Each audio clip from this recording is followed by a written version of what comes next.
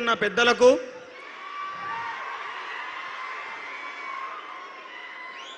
దయచేసి ఒక్క 4 నిమిషాలుంటే జరిగిన వాస్తవాలన్నీ మీకు అందరికీ కన్నీళ్ళు వస్తాయి. నేను చెప్తే బాధలకి జస్ట్ ఒక్క 4 నిమిషాలు ఉన్న తర్వాత మీరు మొత్తుకోండి. 4 నిమిషాలు నేను చెప్పేది వినండి అందరూ. జస్ట్ తెలంగాణలో పోలీస్ అభ్యర్థుల మరణాలు ఎలా జరుగుతున్నాయో క్లియర్గా చెప్తా. జస్ట్ ఒక్క 4 నిమిషాలు మీరు సైలెంట్గా ఉంటే నేను స్పీచ్ తొందరగా ముగిస్తా. పెద్దలు మాట్లాడాలి. స్టేజ్ మీద ఉన్న పెద్దలకు, స్టేజ్ కింద ఉన్న తెలంగాణ జ్ఞాన జ్యోతులకు, పోరాట యోధులందరికీ పాదాభివందనాలు.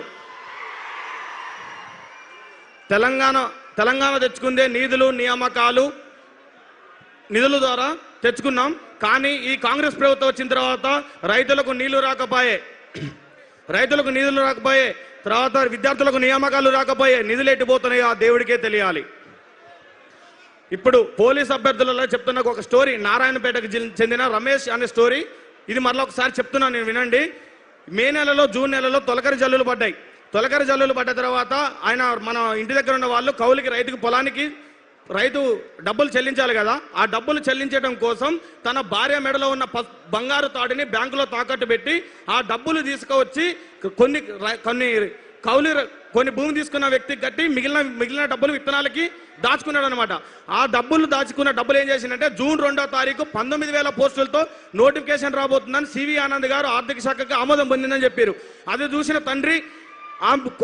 చూసిన ఆ తండ్రి ఆ డబ్బులు కొడుక్కి ఇచ్చి హైదరాబాద్ తోలితే కరెక్ట్గా హాస్టల్ ఫీజు, కోచింగ్ ఫీజు అన్ని డబ్బులు అయిపోయిన తర్వాత 5,000 పోస్టులకు మాత్రమే ఆర్థిక శాఖ ఆమోదం తెలియదని చావు కబురు చల్లగా చెప్పినప్పుడు ఆ కొడుకు మాకు ఫోన్ చేసి, అన్నా ఇంటి దగ్గర నాన్నకి విత్తనాల డబ్బులు తీసుకొని కోచింగ్కి వచ్చిన కన్న తల్లి ఏమో బంగారు తాడు ప్లేస్లో పసుపు తాడు కట్టుకొని నిలబడింది, వీడేమో 5,000 పోస్టులు వేస్తా అంటున్నాడు, నా కులానికి ఒక్క పోస్ట్ వస్తుందని చెప్తే దానికి సమాధానం ఏమని చెప్పాలి? తెలంగాణలో ఎవరిని అడగాలి? ఆ సమాధానం ఎవరిని అడగాలి? ఆ పిల్లగాడి యొక్క గొంతు ఎంత? రేవంత్ రెడ్డి కాదు, 5,000 పోస్టులు నువ్వు ఎలా పంచుతావన్నావో నేను ఇక్కడి నుంచి చెప్తున్నా, వినండి మీరు. సరూర్ నగర్ స్టేడియం నుంచి నువ్వు ఏ ఎల్బీ నగర్ స్టేడియంలో అయితే 5,000 నియామక పత్రాలు ఇస్తున్నావు, తలలు లెక్క పెట్టుకుంటున్నావు కదా. ఇదే మా పోలీస్ అభ్యర్థులతో ఛాలెంజ్ చేస్తున్నా, 5,000 పోస్టుల్ని నువ్వు రోస్టర్ విధానంలో SC, ST, EWC, BCA, BCD, ఈ NCC quota, CPP quota, MSP quota, sports quota, ex servicemen quota, home guard కోటకి 15 రకాల కోటాలకి నువ్వు ఎలా పంచుతావు మా అందరికీ కూడా చూపెట్టు. 5,000 పోస్టుల్లో 3,000 పోస్టులు సిటీ సరౌండింగ్ లో పోతే 2,000 పోస్టులు 29 జిల్లాలకు వస్తే మిగిలిన 1,400 పోస్టులు 33% మహిళల బొంగ 1,400 పోస్టులు 29 జిల్లాలకు 14 కేటగిరీలకి పంచు. నువ్వు పంచే ధైర్యం ఉందా? నీకు గుండె ధైర్యం లేకనే ఇన్ని రోజులకు 5,000 పోస్టులకి నువ్వు నోటిఫికేషన్ ఇవ్వలేకపోయినావు. అదే ఇచ్చే ధైర్యం ఉందా?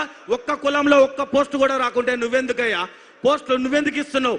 అలాగే జీవన్ నెంబర్ 40 రద్దు చేస్తా అని నల్లగొండ, మహబూబ్ నగర్, ఖమ్మం, వరంగల్, కరీంనగర్ జిల్లాలలో 48 సీట్లు వస్తే తల్లి పాలు రొమ్ము గుద్దినట్టు నువ్వు ఆ జీవన్ రద్దు చేయకుండా నీ పార్టీ కార్యకర్తల కన్నా నీ జీవన్ నెంబర్ 40 బాధ్యతల్ని రోడ్ల వెంబడి తిప్పావు కదా.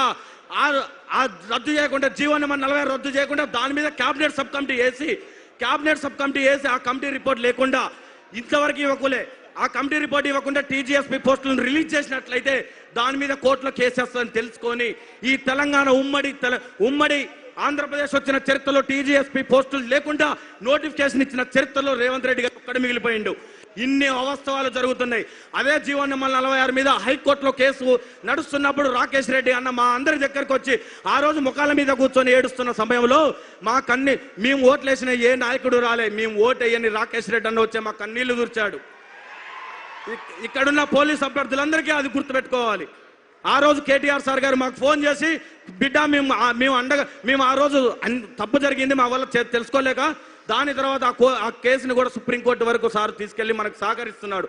అలాగే జీవో నెంబర్ 31 ఏజ్ రిలాక్సేషన్, ఇది ఎంత అన్యాయమో చెప్తా. కేసీఆర్ గారు 2022లో పోలీస్ నోటిఫికేషన్ ఇచ్చినప్పుడు 2010 కరోనా టైము, అంతకన్నా ముందు 2 సంవత్సరాలు లాస్ అయిందని జీవో నెంబర్ 48, జీవో 60 తీసుకొచ్చి 27 సంవత్సరాలు ఉన్న ఏజ్ని 32 సంవత్సరాలుగా పెంచాడు.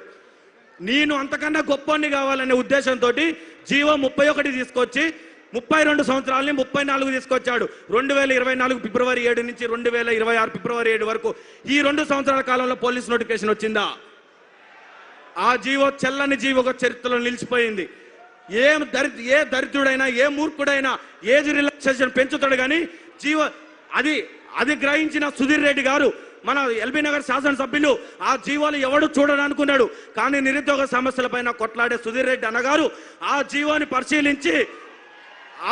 పరిశీలించి వెంటనే ప్రెస్ మీట్ పెట్టడం ద్వారా నైట్కు నైటే జీవో నెంబర్ 87 రిలీజ్ చేసి 34 సంవత్సరాలు ఉన్న దాన్ని 32 సంవత్సరాలు 27 నుంచి 32కు పెంచాడు. అంటే నీ అన్యాయాన్ని ఎవడు ప్రశ్నించలేడా? ప్రశ్నించడానికి వస్తాడు, తరానికి ఖచ్చితంగా ఒకడు ప్రశ్నించేవాడు వస్తాడు. ఆ ప్రశ్నించడానికి వచ్చిన రోజు నీ పార్టీ కూక్కడ వీళ్ళతో సహా పెకిలించకపోతుంది. ఇందివాస్ ఒక్కరోజు దిల్షుఖ్నగర్ వచ్చినా మా పోలీస్ అభ్యర్థుల కష్టాలు తెలుస్తాయి. హాస్టల్లో అన్నం తినలేక సాయిబాబా టెంపుల్ అర్ధాకలతో అలమటిస్తూ స్టడీ హాలల్లో వెన్నుముక అరిగేలాగా కూర్చున్నా నువ్వు 5,000 పోస్టులు వస్తాయని చెప్పిన రోజు మా గుండె పగిలిపోయింది కదా. ఇచ్చిన వినతి పత్రాలు చిత్తు కాగితాల లాగా చెత్త బుట్టలోకి వెళ్తుంటే సమస్యకు పరిష్కారం ఎక్కడ దొరుకుతుంది? ఎవడిని అడిగితే పోలీస్ అభ్యర్థులకు న్యాయం జరుగుతుంది? హోమ్ మినిస్టర్ సీఎం దగ్గర పెట్టుకున్నాడు, బోర్డు డీజీపీ ఆఫీస్ దగ్గర పెట్టుకున్నాడు. మేము చెమట చుక్కలుగా వచ్చిన ఈ తెలంగాణ గ్రామీణ ప్రాంత పోలీస్ అభ్యర్థులు ఎవరి దగ్గరకు వెళ్ళాలి? సీఎంని కలవనిస్తారా? బోర్డులోకి రానిస్తారా? అంటే మేము ఎవరిని అడగలేమని కదా. రాజ్యాంగం కల్పించిన ఓటు హక్కు ఉంది కదా.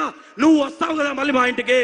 ఆ రోజు నీ పతనం నీకు గోరి కట్టే రోజు దగ్గరలో ఉంది. గుర్తుంచుకో, నువ్వు మమ్మల్ని ఎంత మోసం చేసినావో కడుపులో అదే రగిలిపోతుంది. ఇంకొక చివరిగా ఒక విషయం, కేసీఆర్ గారితో ఎప్పుడు నువ్వు పోల్చుకుంటావు కదా. 5,000 రైతు బంధు ఇస్తాను, నేను 6,000 ఇస్తా అన్నావు. నేను పింఛన్ 2,000 ఇస్తాంటే 4,000 ఇస్తాను. అదే కేసీఆర్ గారు 47,000 పోలీసు ఉద్యోగాలు ఇచ్చాడు. ఇది వాస్తవమా కాదా? పోలీస్ అభ్యర్థులందరూ చప్పట్లు కొట్టి చెప్పాలి. 2022 పోలీస్ నోటిఫికేషన్ లో 18,000 పోస్టులతో నోటిఫికేషన్ ఇచ్చినప్పుడు నేను అంతకన్నా గొప్పవాడు కావాలి అనుకుంటే 20,000 పోస్టులతో నోటిఫికేషన్ ఇవ్వాలి. కానీ 5,000 పోస్టులతో నోటిఫికేషన్ ఇస్తే మాటల్లో కాదు, రేవంత్ రెడ్డి గారు చేతుల్లో చెప్పాలి. 18 మంది అమరవీరులు జరిగారు. ఇదే ఇంకొక విషయం, జీవో నెంబర్ 46 కేసు హైకోర్టులో జరుగుతుంది. మేమందరం హైకోర్టుకి ఆటోలో వెళ్తుంటే కోర్టులో కేసు వేసిన వాళ్ళ నాన్న మా అమ్మటి రోజు తిరిగే విద్యార్థి రోజు ఫోన్ చేసి వాళ్ళ నాన్న కేసు ఏమైంది చిన్న మావాడు ఊకే భయపడుతుండే ఇంట్లో అని అడిగితే కోర్టుకు పోయే క్షణం వల్ల వాళ్ళ నాన్న ఫోన్ చేస్తే అన్నా నా కొడుకు చచ్చిపోయిండు దినానికి రమ్మని నా తండ్రి చెప్పినప్పుడు గుండెలు రోజు ఇచ్చినాయి కదా ఇక్కడ ఉన్న వాళ్ళే. ఇంకొక విషయం, ఆ రోజు బస్సు యాత్ర కోసం ఇదే ఇంద్రానాయక్ అన్న, ఇదే నవీన్ పట్నాయక్ని, ఇదే శంకర్ని, ఇదే శంభుని, ఇదే చెర్రి ప్రవీణ్ని, ఇదే బుక్యా కుమార్ని నువ్వు గద్దల్లాగా వాడుకున్న రోజు మీకు దేవుళ్ళలాగా కనపడ్డావు. కానీ ఈ రోజు మేము దెయ్యాలలాగా కనపడుతున్నావా? మా యొక్క రక్త చెమట చుక్కలతోటి మీకు కాన్వాయ్ లేని రోజు మీరు తిరిగిన రోజు మేమేమో ఏం బాధలు పడాలి? ఒక్కరోజు నువ్వు రా,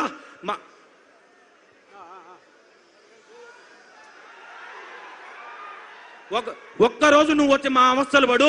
33 రోజులుగా దేవుణ్ణి ప్రార్థించినట్టు నిండే ఎండలో కానీ వర్షంలో కూడా దిల్షుఖ్నగర్లో మొత్తుకుంటుంటే మా యొక్క ఆర్తనాదాలు విని నువ్వు ఎండ్రిని తాగి చచ్చిపోమంటావా? నువ్వు నన్ను కన్నవా? నువ్వు నాకు అన్నం పెట్టినవా? నువ్వు ఎవడివిరా నన్ను చచ్చిపోమంటానికి? బాయిలో దూకి చావమంటావా? నీకు ఓటేయడం కోసం ఇదే జీవో నెంబర్ 46 బాధ్యతలు నీకు పోలీస్ అభ్యర్థులు నువ్వు అనుకుంటున్నావేమో. చరిత్రలో పోలీస్ అభ్యర్థులతో పెట్టుకున్న వాళ్ళు ఈ తెలంగాణ రావడానికే 2009 October 9 police GO 14 free zone కోసం కేసీఆర్ గారు దీక్ష చేస్తేనే నీ ప్రభుత్వం కూలిపోయి 2014లో వచ్చింది. గుర్తుపెట్టుకో, పోలీస్ అభ్యర్థులతో పెట్టుకున్న వాడు ఎవడు కూడా చరిత్రలో మిగలేదు. 15 లక్షల మంది అప్లికేషన్స్ ఇంటూ 3 అంటే 45 లక్షలు నీకు కుక్కడ వేలతో సహా పికిలించబోతాయి. నేను ఇంకొక విషయం చెప్పాలనుకుంటున్నా. ఆ రోజు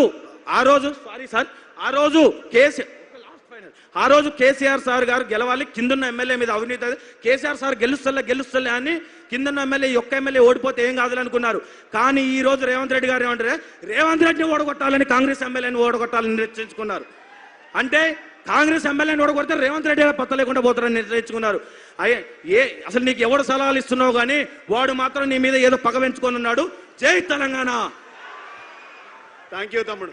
ఇప్పుడు దయచేసి మిత్రులకందరికీ విజ్ఞప్తి, బయట ఇక్కడ నుంచి గేటు వరకు, గేటు బయట కూడా దాదాపు ఒక 10,000 మంది జనాభా ఉన్నారు. అందరూ కూడా లోపల రావాలని చెప్పి విజ్ఞప్తి చేస్తూ, పోలీసు వాళ్ళు దయచేసి వాళ్ళని అడ్డుకోవద్దు, వాళ్ళని పంపించాలని చెప్పి కోరుకుంటూ సింధూరెడ్డి గారు ఇప్పుడు మేము మాట్లాడతారు.